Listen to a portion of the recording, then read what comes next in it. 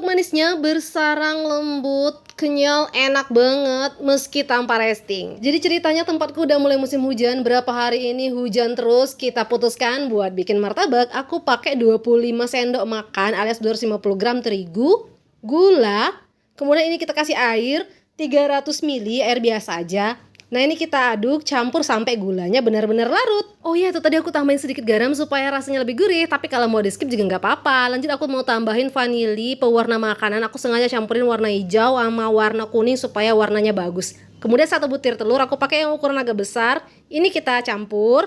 Nah ini bisa di resting, bisa nggak ya? Jadi di sini nanti aku bakal cobain yang di resting, nggak di resting, dan di resting sebentar. Lanjut, ini bagian terakhir. Terakhir aku mau campurkan air, baking powder, sama soda kue. Ini kalau udah larut kita langsung masukin ke adonan, dan setelah tercampur rata nanti bisa langsung dimasak. Jadi memang gitu ya, memang baking soda sama baking powdernya di bagian akhir. Ini kita campur. Oh iya, sebelumnya aku udah panasin pan atau teflon duluan ya. Terus di bagian bawahnya aku kasih plat kayak gini supaya panasnya itu benar-benar merata. Nah kalau udah benar-benar panas pan atau teflonnya, baru kita masukkan adonan. Kemudian aku goyang kayak gini supaya pinggirannya tuh kayak yang dijual mau martabak manis itu loh. Nah untuk urusan adonan, kan ada yang biasa masak itu adonannya didiamin dulu alias di resting. Ada yang nggak di resting alias langsung dimasak. Kalau menurut saranku bagusan di resting dulu. Yang nggak dimasak aku udah coba, yang nggak di resting maksudnya, nggak didiamin atau diistirahatin dulu, itu nanti hasilnya kurang sekenyal yang diistirahatkan dulu. Dan supaya rasanya itu kekenyalannya itu benar-benar oke, diistirahatkan minimal 1 jam. Ini tadi gelembungannya setelah dia itu benar-benar sudah sempurna, aku kasih taburan gula pasir, kita tutup sebentar dan siap diangkat. Kelihatan ya, ini tuh bersarang sempurna guys. Oh iya, nanti kalau misalnya masak jangan ketebelan ya. Kalau misalnya ketebelan di pannya itu bisa dibagi jadi berapa adonan. Soalnya kalau nggak dibagi nanti dia itu gampang bagian bawahnya itu gosong, sedangkan bagian atasnya itu belum berlubang sempurna, belum bersarang sempurna. Ini renyah banget bagian pinggirnya.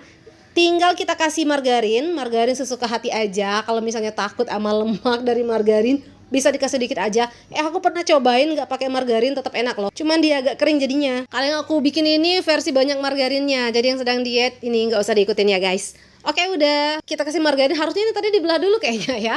Jadi ini udah aku kasih margarin, baru aku belah, terus aku mau kasih toppingnya. Toppingnya ini nanti aku bakal pakai meses aja, karena anak-anakku ini suka meses. Oh ya, di tempatku ini ada orang yang jual martabak yang untuk ngadonnya itu mirip dengan Wix ya. Cuma dia bentuknya panjang, terus terbuat dari rotan. Nah, kata mamang-mamang yang bikin, kalau misalnya kita tuh ngadon adonan martabak pakai tangkai dari rotan itu rasanya jauh lebih enak, jauh lebih istimewa. Katanya gitu ya. Tapi aku belum pernah coba bikin karena nggak ada Wix dari tangkai rotan itu. Rasanya juga nggak aku bisa bandingin karena dia itu bukan martabak Bangka ya. Kalau ini yang aku bikin ini kan ala-ala martabak manis Bangka gitu. Yang dia ini katanya martabak Minang, dia tuh agak beda. Enak sih, cuma dia beda dengan martabak yang biasa kita temui. Lanjut kita mau iris-iris dulu. Oh iya, ini tadi aku kelupaan ngolesin margarin di atas martabaknya. Harusnya udah dilipat tadi bagian atas martabaknya, ini kita olesin margarin lagi ya. Aku kelupaan jadi kita susulin aja olesin margarinnya. Lanjut aku mau ngurusin topping untuk adonan yang kedua. Nah adonan yang kedua ini aku lupa goyangin teflonnya, jadi nggak ada bagian pinggirnya. Nggak apa-apa ya, rasanya sama aja, cuma tampilannya aja yang kurang cakep. Jadi yang masakan pertama itu tadi itu aku resting 30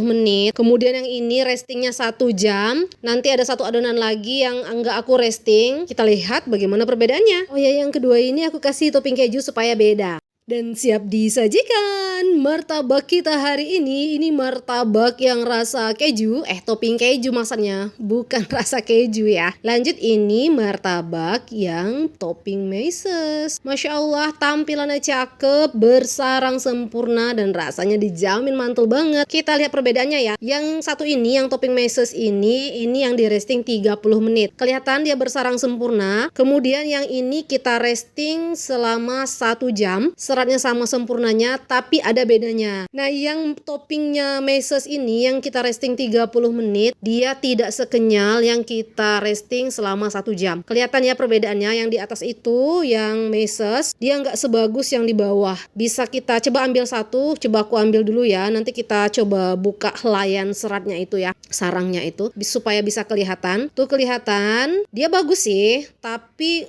nggak apa ya, nggak mengarah ke kenyal gitu. Kelihatan betul kalau dia ini dimasak murni pakai terigu aja dan nggak di resting 30 menit. Sedangkan yang kita resting 1 jam, ini hasilnya jauh lebih bagus. Dia itu agak mengarah ke kenyal, seolah-olah ada campuran tepung tapiokanya, padahal enggak ya. Tuh, ini rasanya mirip banget dengan yang dijual mamang-mamang martabak bulan. Maksudnya martabak manis. Aku recommended banget buat di resting. Nah, yang ini nggak di resting, hasilnya bagus. Dia bersarang sempurna, tapi dia nggak ada rasa kenyalnya, itu teksturnya itu nggak ada kenyal-kenyalnya gitu loh. Tapi kalau misalnya mau langsung dimakan, masak aja yang nggak dipakai di resting ini.